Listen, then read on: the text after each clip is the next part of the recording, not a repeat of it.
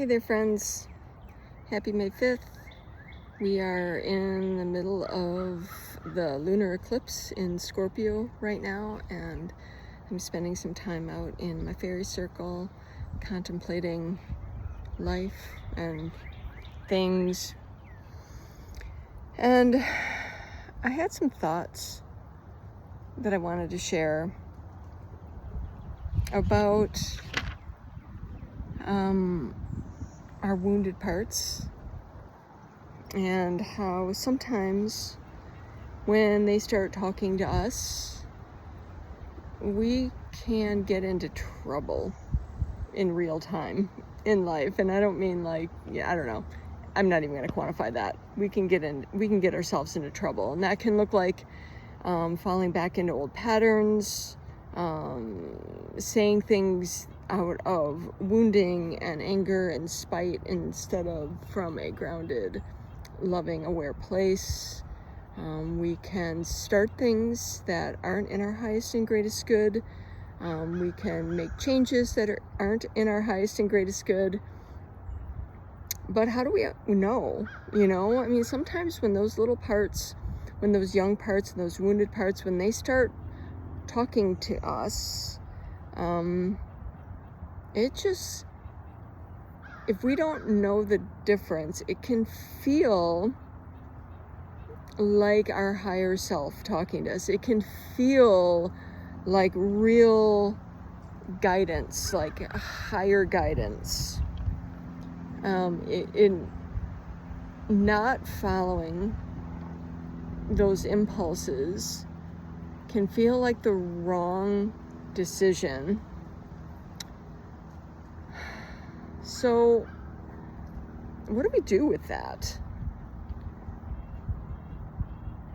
Because we don't all want to make the same decisions and the same mistakes over and over and over again. I mean, sometimes we need to make mistakes to learn, and sometimes we can learn before we make the mistakes. That is possible. We can do that. We just need to learn to listen. I think we need to learn to differentiate, and I think for any of that to happen, we need to have an awareness that this phenomenon even exists. We need to have an awareness that we have wounded parts that are working behind the scenes and making decisions for us. We just need to have that awareness that that's real, that that's a thing that happens. And once we have that awareness, we can start to then develop relationships with those parts. And the most important aspect of any relationship, whether it's with yourself and your parts, or with your children, or with your partner, your lover, your friends, your family, the most important part of any relationship, the most important skill to have in any relationship, in my opinion, is the ability to listen and to hold that space for them to feel safe to communicate with you, and just be in a space of receiving that information and active listening. So we're not thinking about how to respond or what that means for us and how we can come back at them with maybe our own experience or something that we need in the situation. Just listen. All of those other conversations, all of those other things can happen, but in that moment, we just need to listen. And sometimes that can be hard. It's definitely a skill that we need to cultivate as humans, as people, as beings on this planet. And we need to learn that skill not just with our human relationships, but in all of our relationships, and our relationships with the earth and with the plants that grow around us, with the animals that are in our lives, with the the bugs and the spirits and everyone else. Everything that happens in our lives is some form of communication. And if we're feeling overwhelmed, if we're feeling confused, we have to ask ourselves, am I really listening? What is this person? What is this part? What is this plant? What is this animal? What is this situation trying to communicate with me? And can I check in with my heart soul essence and still myself and still my active mind, my response mind? Can I just still it long enough to hear what it's trying to share with me and hear its message and to receive its need? And when we can understand what its need is and what it's trying to communicate with us, then from our heart soul essence, we can respond. We can meet that need in the best way that we can, in whatever way that we can. And maybe we can't meet that need. Maybe that need is a need that we had when we were 5, 6 years old, and that need maybe isn't grounded in reality. Maybe we can't meet that need, and maybe we need to meet that need in another way.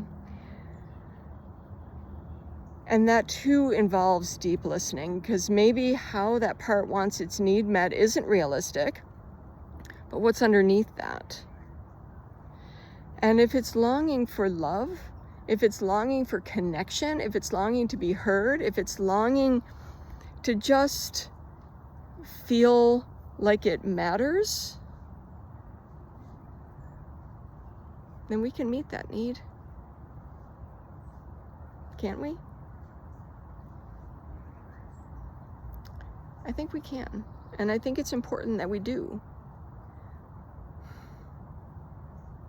Because those deep, deep needs have to be met here first.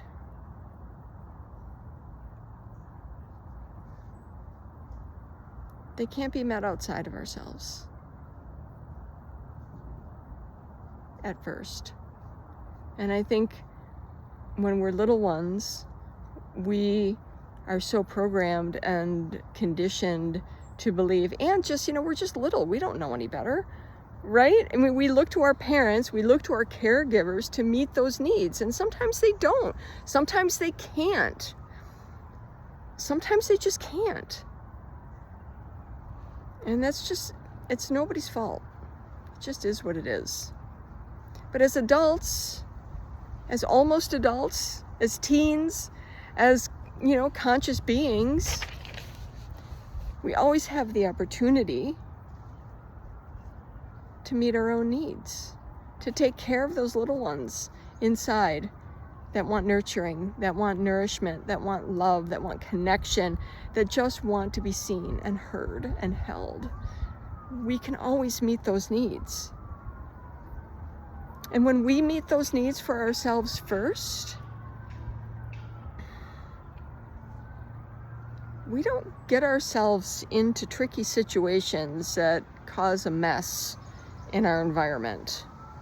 We don't get ourselves into situations that hurt other people, that hurt people we care about, and that cause a ripple effect of chaos in their lives,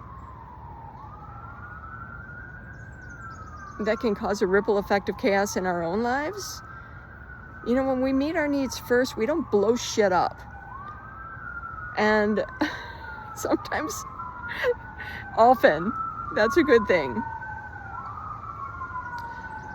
So, yeah, a lot of sirens today during this eclipse. I hope y'all are taking good care of yourselves, taking good care of your parts and your little ones inside, taking good care of the earth. We have so many lessons to learn here on this planet. And we all have so much love to share. Let's share it in here first. Blessed be. And know that I'm here. If you need guidance, if you need someone to show you how, to model for you how to listen to those inner parts, that's why I'm here. Thanks.